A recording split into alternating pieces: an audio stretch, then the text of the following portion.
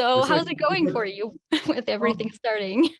oh, it feels a bit weird in a positive sense. I haven't traveled since the last gig of him, which was New Year's Eve on 2017. So it's been what? It's been like 5 years, no, 4 years, and so I haven't flown, and I hate airplanes. Well, I don't hate them, but I'm a bit scared of flying, or I feel uncomfortable on planes. So that was a bit weird, and then all of a sudden, after the sort of slow-mo existence during pandemic, there was like, it was so slow and everything was so restricted that now it's just weird to be here where there's actually people.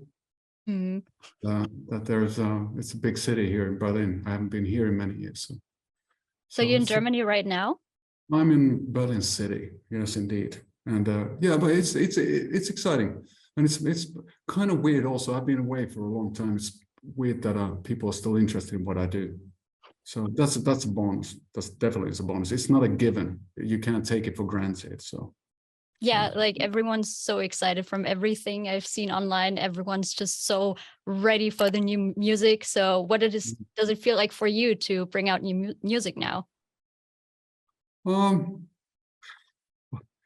I think it feels fantastic, but it also feels a bit weird. It's always exciting, and then at the same time, as it's a bit daunting.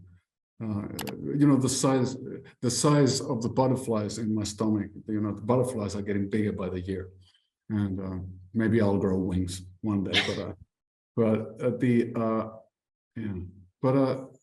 No, it was a long process, and it was a weird one. The new album more or less was like a lifeline thing, because I, amongst the rest of the world, got really depressed during the COVID thing, and didn't know if we're going to have a future and what's going to happen. And you know, it wasn't the easiest of times, I'm sure, to anybody. So the album was very important in keeping me sort of semi-sane, and then giving me focus, and putting my energy into somewhere and trying to get something positive out from the negative. So it's like an artifact of that time to me, and also the first solo album I've ever done, and the album I played all the instruments on. So it's a weird album. I'm still not I'm a bit shocked. I think it's like post-traumatic stress, you know. Like, Oh no. yeah, it's But like PTSD. Sorry? No, just with all that going on, did you put any of those topics in the album, or what are you talking about in this new album? Well, I think lyrically, the uncertainty, then the sort of like going back to the very basic questions of, or the feelings of not belonging, which is quite weird. I've never really had it before, but maybe it was some midlife crisis happening at the same time as COVID. So it was just, yeah, you know, the sort of like feeling that you feel that you don't belong, that you feel like you're different, that you're just, you're not meant for this place. It feels that nobody understands you. So basically, I felt like I was 14. And it stuck with me for a long time. But it's the same sort of existential problematics of trying to figure out who I am and what I'm doing here, and then also celebrating the bit more sadder and melancholy aspects in life, because you know, without mistakes and without the bad, there can be no good. So that's the album is the good after all the bad.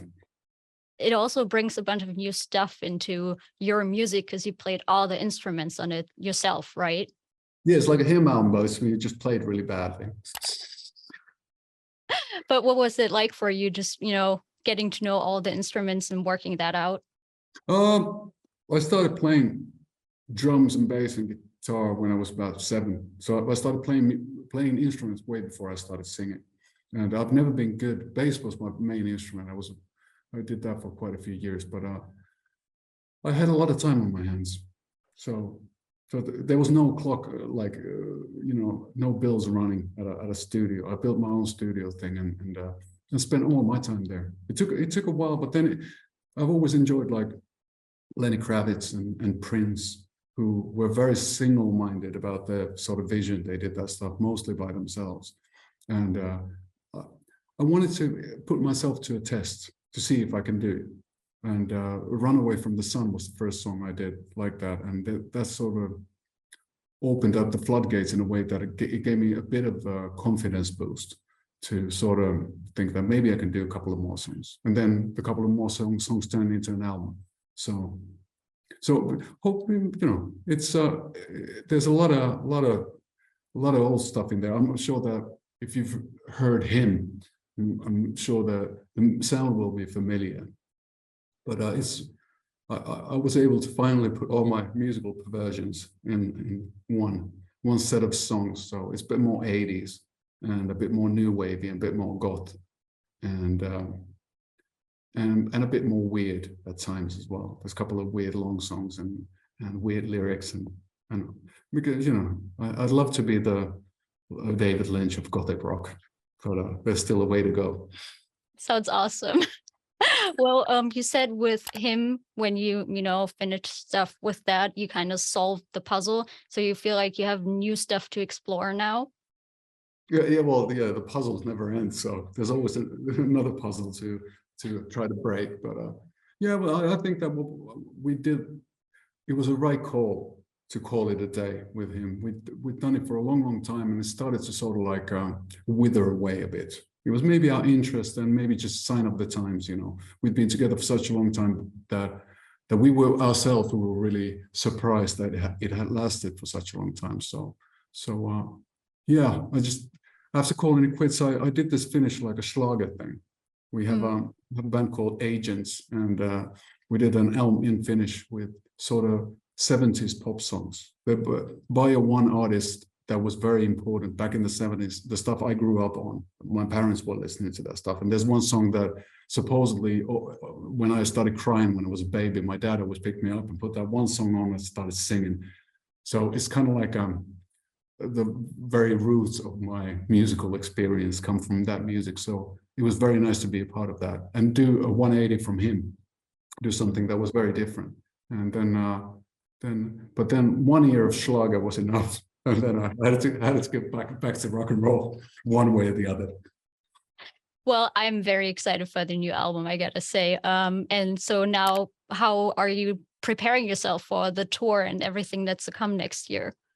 Well, I'm super enthusiastic about the fact that there are still people interested in the whole, me, the whole him and the Vivi thing, and I'm able to spread the word, which hopefully means that people will come over and see us play live and listen to the music as well, and know when it's out and all that good stuff. But I'm singing and taking long walks on the beach and all sorts of normal things. We're rehearsing. There's a new band for the tour, so we're rehearsing back home in Helsinki and putting together the set list, which will be 50-50 new stuff and him.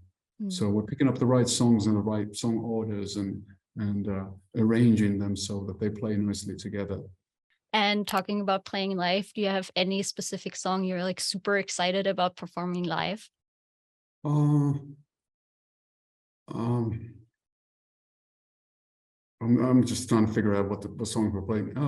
No, I think it'll be the combo. I hope that people will sort of like get it, if there's a way to put it, maybe get it like that after the set, meaning that the combination of the new stuff and the old stuff works well. That for some that through listening to the new stuff, you will appreciate a song, let's say, When Love and Death Embrace better, which is a very old hymn song. We're playing that too, and because you get to see old songs and newer songs from different perspectives when they're next to other kinds of songs. So in that sense, like Join Me in Death will probably feel, which is the sort of like the plonky piano song, it will probably feel new once again too. It's a complicated question and a very rambling answer. I'm sorry about that, but I can't do any better. No, but I feel you, like especially with the older songs. For me, I grew up listening to that, so now listening to it feels kind of nostalgic. So it has a different feel to it than it was back then. So I can imagine that it just has changed for you too. Yeah, as it should. Yeah, but it's for it's exactly the same. But then that's the cool thing about actually performing it now. Then next year, performing a song I wrote back in, let's say, '95, and that's traveled all this way, and all these different adventures and twists and turns, and I always find it interesting how different songs relate to another song. You play one song and then the song next to it, the drama of songs, the quiet and the loud, and how they work together. And we arranged When Love It Embrace a bit. There's a bit like those generally sort of Heaven or Las Vegas era Cocktail Twins, new wavy guitars on it, and I'm excited about that. Yeah, but you put it way better than I did about that nostalgia and that sort of nostalgia is always, it's important. Even if the new songs are new to me, they still have nostalgia in them, because I always consider music to be association game as well. Little combinations of lyrics and melodies can evoke memories and smells and feelings, and that's the way music is. Music is like a it's like that's like my sonic diary. It's like that's how I remember life, through music. So that's how music is not necessarily new or old to me. Mm. So it's weird. I sound like a Native American Indian. No, Talk it's great. Non-linear, so circular time, but yeah, I'm getting there slowly but surely. No, I really feel what you're saying. Like I can totally understand. Absolutely. And with that, do you have any last words for your fans out here? Well, hopefully they won't be my last words. That always sounds so ominous. But well, thank you for the support. Thank you for the patience. Thank you for taking the time. Thank you for continuing to be nice to each other and taking care of the world in a fashion that will hopefully enable for us to have a world and our kids to have a world. That's a lot to ask for and a lot to do, but at least to keep those things in mind is very important, especially when we get to see each other the next year on tour. Awesome. Well, thank you so much for taking the time. Thank you for taking the time and all that. Awesome. Thank you so much, and have a good time. I'll keep myself for the kiss answer.